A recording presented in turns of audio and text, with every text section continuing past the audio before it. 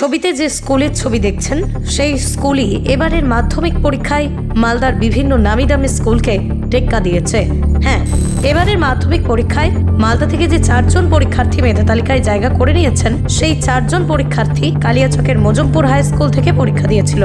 4 জনের মধ্যে একজন মেধা তালিকায় ষষ্ঠ, বাকি 2 জন নবম এবং একজন দশম স্থান অর্জন করেছে। এবারও কলকাতার চেয়ে জেলার ফলাফল এগিয়ে। মালদা থেকে পার্থ ঝায়ের রিপোর্ট, বিশ্ব টাইমস। ফিরবে হুঁশ, জাগবে মানুষ। আমি সত্যি বলবো তো আমি আশা করিনি যে এতটুকু করবো।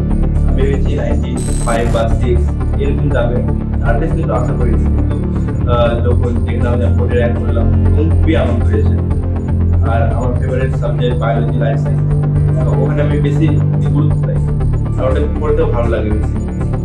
আর আমি সেই জন্য আমি সিদ্ধান্ত নিয়েছি যে আমি বড় হয়ে একটা মেডিকেল লাইনে যাবো আর এমডি করার ইচ্ছা আছে। কতগুলো শিক্ষক ছিল? আমার 3টা ছিল, একটা বাংলা, ইংরেজি আর একটা ফিজিক্যাল সায়েন্স। কতক্ষণ পড়তো? আমি বেশি পড়তাম না, স্কুলে পড়া আর টিউশনে পড়া মিলিয়ে যত টাইম লাগতো পড়া করতাম আর পড়তাম বেশি। প্রচুর পড়ার বাইরে খেলাধুলা বা সোশ্যাল মিডিয়ায় আছে? আমি খেলাধুলা করতাম, কি ফেভারিট? ক্রিকেট খেলতে সোশ্যাল মিডিয়ায় আছে?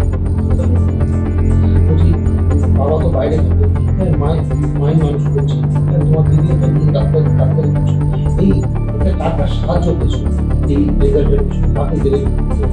আমি প্রথমে বলবো যে মা বাবা উৎসাহ দিয়েছে, তার সাথে দিদি গাইডলাইন ভালো দিয়েছে আর আত্মীয়রা অনেক সহযোগিতা করেছে, উৎসাহ বাড়িয়েছে। আর গৃহ শিক্ষক আর স্কুল তো আছে, সব শেখাচ্ছে আর সেই জন্য এত ভালো।